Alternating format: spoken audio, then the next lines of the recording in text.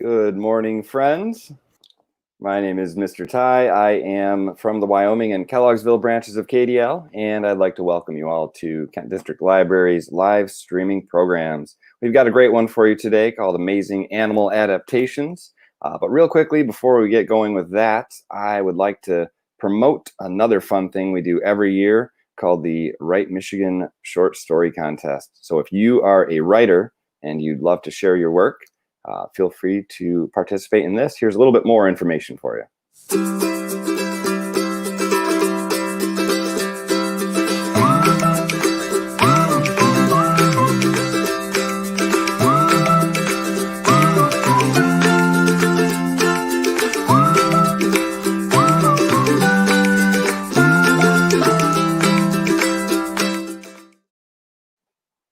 All right, so if you like to write, feel free to share your talents with the Write Michigan Short Story Contest. And as you saw there, you could win a cash prize and also get published. It's a very cool thing to do. So I encourage you all to do that. That is for all ages. All right, friends, we have a whole bunch of programs going on here at KDL all the time, streaming live, but we're also recording them, keeping most of them on for a while. So if you miss a live program, or if you want to go back and watch it again, or just see what else we've had going on this fall, feel free to peruse our YouTube channel and our Facebook page, because many of them are stored there. All right, friends, without further ado, I would like to introduce Miss Megan from John Ball Zoo, and she's going to get started with the Amazing Animal Adaptations. Hi, Miss Megan. How's it going today? Good. How are you, Mr. Ty? I am very good, very good. You all set to go? All set and ready. All right, let's do this. Great. Well, hi, everyone. My name is Miss Megan, and I am here at John Ball Zoo in one of our classrooms. It is kind of a fun weekend. This weekend and next weekend are our last dates that we are open, so make sure you come and visit us if you haven't gotten to do so yet. Today, we are talking all about animal adaptations, which is one of my, excuse me, all-time favorite zoo topics to cover. So let's jump right in.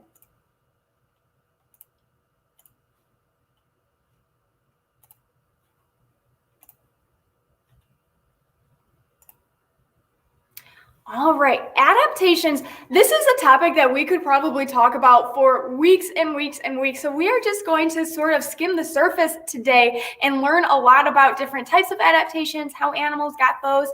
But if you are interested in learning more about adaptations, I know there are so many different books that cover this topic. But before we get too deep into it, I think that the best way for us to start our day today is with a story. And this story takes place in the magical land of the Galapagos Islands. Now, on these islands are really cool because there are usually a lot of plants and animals on islands that you can't find anywhere else in the entire world. And that is true with the Galapagos Islands as well. So these islands have species that were either always there or came there from somewhere else. And that is true with the finches that live there. The finches flew in from the mainland of South America and populated these islands. And they all started out as the same species, but the islands themselves were really different in terms of the food that they had there for the finches. Some islands had things like insects, some islands had things like seeds or nuts, and other islands even had things like fruits. But where our story gets really interesting is that not only did the islands have variations or differences, the finches did as well. Just like humans have variations or differences in things like our height and our eye color and our hair texture, this species of finch had variations in things like their size, their beak shape, and their claw size. And some of these variations help them to get the food on different islands better. So if there was a finch that had a beak that was great at cracking open nuts, that finch was more likely to survive if they landed on the island that had lots of nuts on it. So those variations that help them to survive and eat those different foods better, we call those adaptations. And if you go to the Galapagos Islands today, the finches on each island look very, very different because of the food source that was there and which finches could survive and pass on their traits to their offspring. So those adaptations are really anything that helps an organism, like animals, to survive in their habitat. And usually we think of things like the fastest animal or the strongest animal, and those are great adaptations, but it's really anything that makes them better suited to their environment. And today we are going to talk about two different types of adaptations. We're going to start with physical adaptations, and then we'll move on to behavioral adaptations. And I do have two animals here that we are going to meet in a little bit so that we can discover their physical and behavioral adaptations as well. So let's start out with physical adaptations. This is anything about an organism's body that helps them to survive.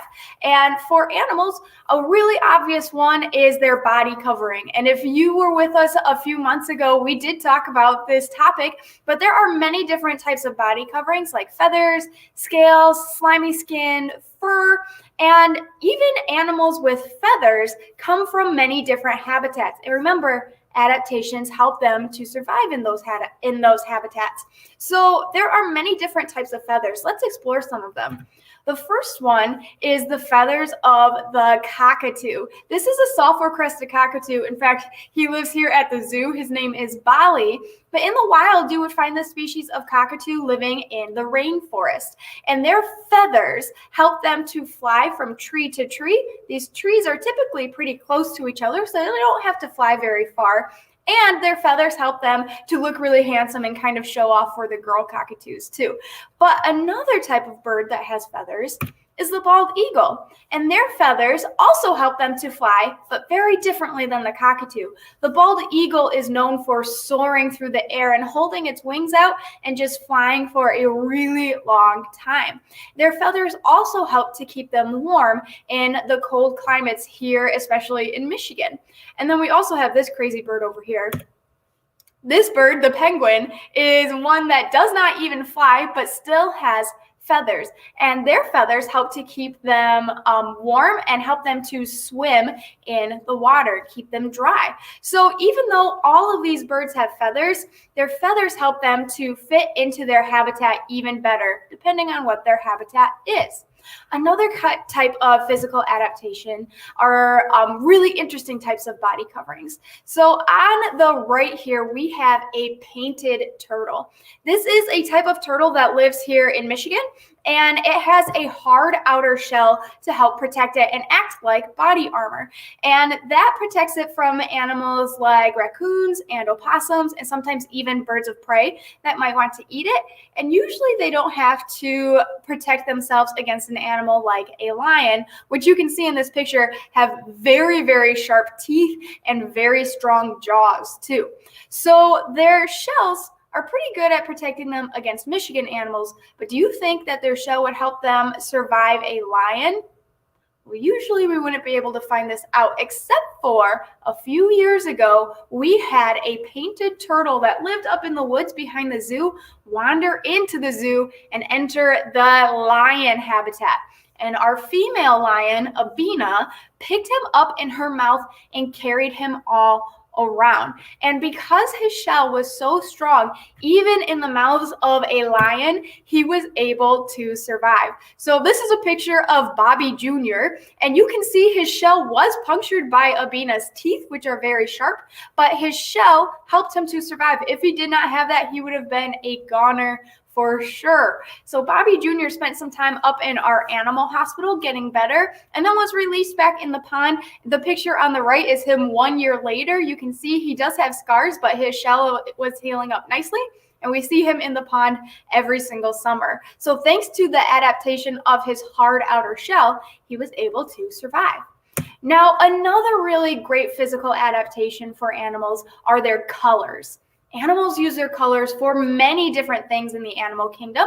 Some animals, like this peacock, use their colors to help them show off and attract a mate. Other animals might use their colors to warn other animals to stay away if they're poisonous or venomous. And then the last one is camouflage. Animals use their colors to blend in with their surroundings. And this doesn't always mean that they change colors. It just means that they match their backgrounds really well to help them survive. So I'm going to pull up 2 different pictures. And in these pictures, there's one animal in each photo. And if you can find both animals, I want you to touch your nose when you find them. I'm going to give you a few seconds, but here we go. Take a look, see if you can find the animals. Animals in these pictures have really good camouflage to help them blend in their habitat. I'm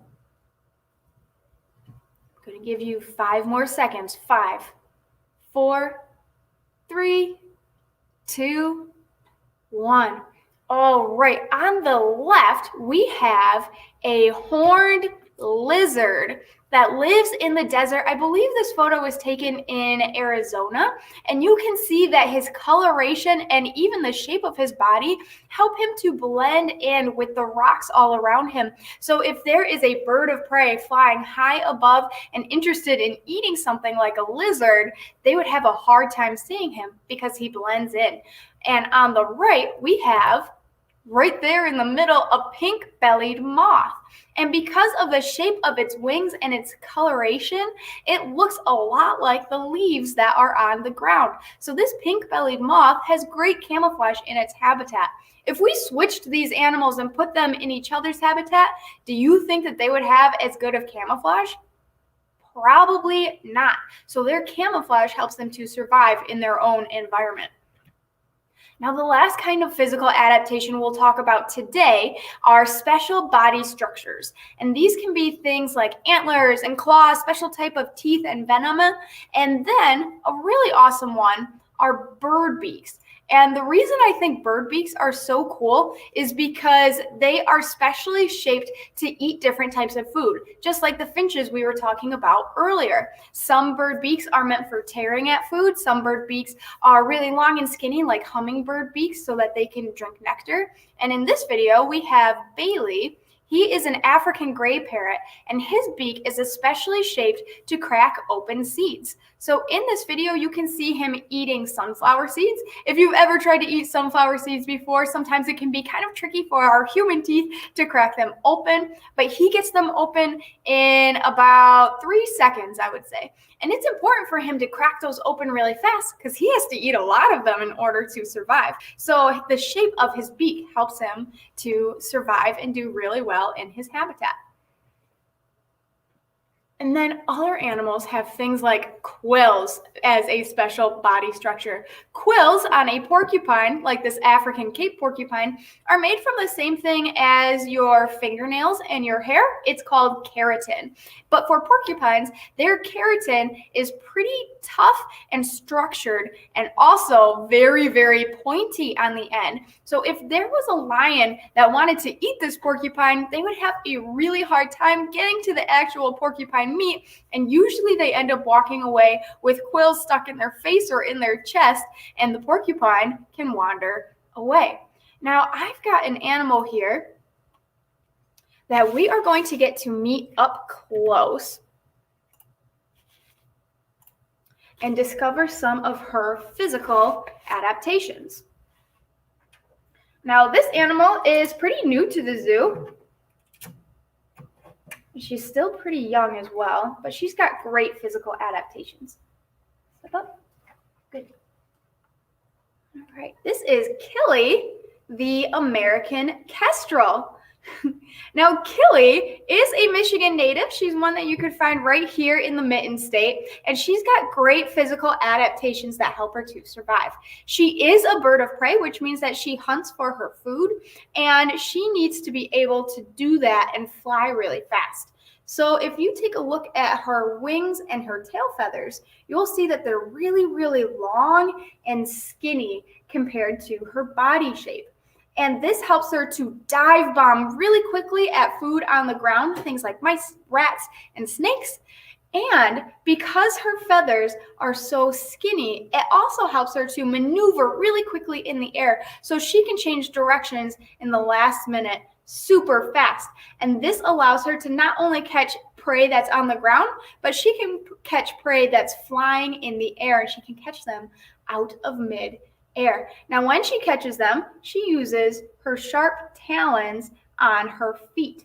And you can see those are very sharp. I think of those sort of like her forks. So she grabs onto her food with her fork-like feet and brings them back to her tree, where she tears them apart with her beak. Her beak is very, very sharp. So I think of that sort of like her knife. So she tears at that food, and that helps her to survive. Now, something you might have noticed is that her face has some really interesting markings on it. She's got black right here under her eyes.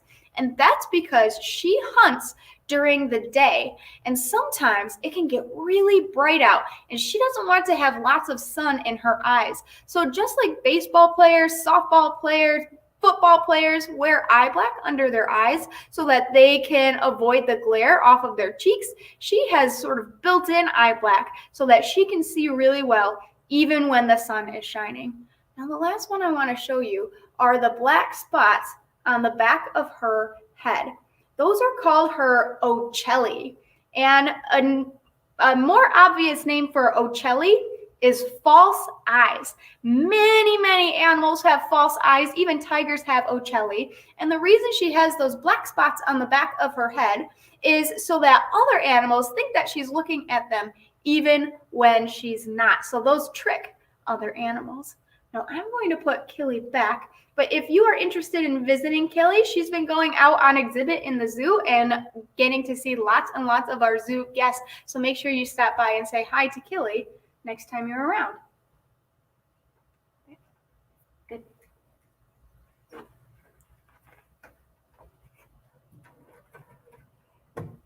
Now you may have noticed that I was wearing a glove while I was handling Killy, and that's for a couple different reasons.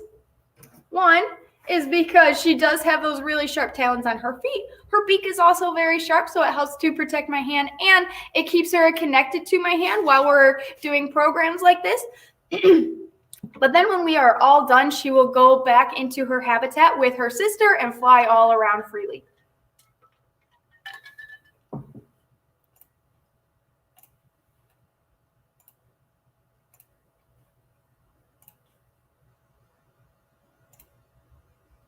All right, now that we have discovered a lot of different physical adaptations, we are going to move on to behavioral adaptations. These are things that animals do that make them more likely to survive. And these adaptations can either be learned from a parent, or sometimes they are instinctual. An animal is born already knowing how to do this, and humans have a lot of behavioral adaptations too. One behavioral adaptation that animals have is called migration. And I'm sure many of you have heard of migration before. Michigan is a place where many animals migrate out of for the wintertime and back in the summer. And one of those animals is the monarch butterfly.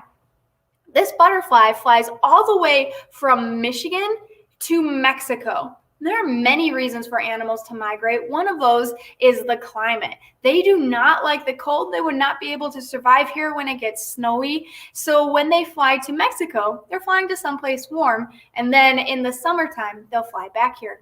On the picture on the right, we have some wildebeest that travel all the way to a new area to follow where the water is. There are different dry seasons where they live, and they have to migrate to where they can get good resources and be able to survive. Another behavioral adaptation, one that I love and we see a lot of at the zoo, are social behaviors. These are very evident in animals like primates, such as monkeys and apes. And primates are great at taking care of each other and helping each other to survive. So I think of it kind of like strength in numbers. If you have a buddy that's going to help you when you need it, you're more likely to survive. and then you're probably going to help that buddy too. And one way that we see this in the animals at the zoo is in grooming. And we can see that in this picture here, these two monkeys. If you've ever seen them and it looks like they're picking bugs off of each other, sometimes, yes, they are picking bugs, but other times they're really just helping to make sure each other's fur looks really nice, that it's hanging down really nicely, sort of like if anyone's ever braided your hair before, or if your mom has brushed your hair. That's a way for them to form a friendship. And when they're taking care of each other in this way, they're forming a bond and wanting to help each other more in the future. Another really cool one is babysitting. Did you know animals sometimes babysit for each other? It's true, especially for animals like rats. Rats usually live in huge colonies together. And what's really cool is many of the rats in that colony are given jobs. Some of them are taste testers, some of them are protectors, some of them are explorers, and some of them are babysitters. So for a rat mom, she needs to make sure that her babies survive and live into the future, but she also needs to take care of herself and go out and find some food and water. So there are rat babysitters that will watch other moms' rat babies while those moms go out, get the food and water they need, and then they'll come back and it might be their turn to babysit. And this is a great way for animals to survive and raise their young with these social behaviors. Now the last one, and this one is actually my all-time favorite. This is called playing dead. Scientists call this tonic immobility. And probably the most famous animal to use this behavior is the opossum. In fact, they're so famous for this that some people call this behavior playing possum, but there are hundreds of animals that play dead besides possums. What happens is a possum might be running around outside, having a great normal day, and then something scary happens. Maybe a loud dog starts barking or an animal starts chasing them, and their body starts to get really stressed out. Eventually, they're going to hit a level of stress that their body sort of just shuts down. And during this time, they are pretty much unconscious. Their heart rate slows way down. Their breathing slows way down, sort of like if you've ever played hide and seek and someone was getting really close to finding your hiding place, you probably held your breath so they didn't even hear you breathing. And for the opossum, they can even emit a stinky smell that smells like a stinky dead possum. So usually by the time a predator catches up to this animal and sees that, oh, wait a second, this possum is dead and it smells really bad. If I eat it, I'll probably get sick. That makes it so that predator doesn't really want to eat this animal and probably will leave it alone. Once the danger's gone and that predator has walked away, the opossum will pop back up and continue on its way. So this is a great adaptation to help them survive predators that might want to eat them. All right, I've got one last animal to show you before we're done for the day. So I'm going to get him out. He's one of my favorites.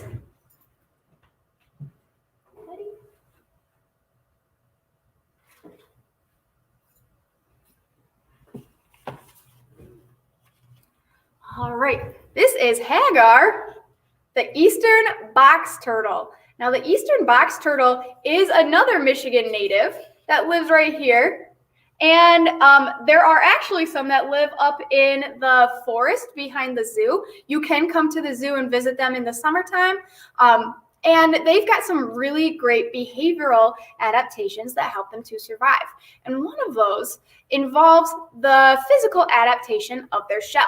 Their shell is made out of their skeleton, so this is actually made out of bone. And when they are nervous, they can pull their head and legs and tail into their shell, which helps to keep them safe. So their behavior of pulling into their shell helps them to survive. And then for the box turtle, they take it one step further. Do you see how they have this line right here on their plastron? This is actually a hinge. So when the box turtle goes inside of its shell, he can close up his shell just like a box. And that's why it's called a box turtle. Now, another cool behavior that he has is that during the summertime, when he's not moving around and looking for food, he will burrow his way under some leaves and under some soil. And in that way, he's hiding from predators that might want to eat him, like birds of prey, especially things like bald eagles, opossums, skunks. So he can hide and have good camouflage. Now, one of my favorite things about them is that it sounds pretty crazy, but something that they eat is poisonous mushrooms. And when they eat these poisonous mushrooms, they don't hurt this turtle for some reason, but it does make his meat poisonous to other animals. So if another animal would try to eat this turtle, it could make them very, very sick. Now, the last one I wanted to tell you about, because this is starting to happen for many, many different turtles that live here in Michigan, is that this turtle is cold-blooded, and they do not survive well when it's very cold out. So one of their behaviors to help them when it's wintertime is hibernation. So what they'll do is they'll dig down. You can see he's got claws to help him. He's going to dig down into the soil. That helps to keep him nice and warm. It's going to be about 60 degrees underground where he goes, and then all winter long, he sleeps the whole time. And once springtime comes around, he's going to start waking up, wander out of the ground, and then start looking for some food to eat, because by that point, he is pretty hungry. If you'd like, you can wave and say, "Bye, Hagar." It kind of looks like he was waving to you guys. Oh, there he goes. All right, bye, Hagar.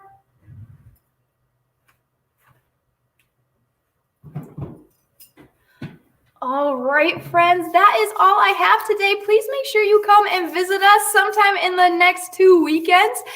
If you are interested in learning more about adaptations, there are so many different books and websites that you can go to learn more about different types of animal adaptations. I encourage you to do that.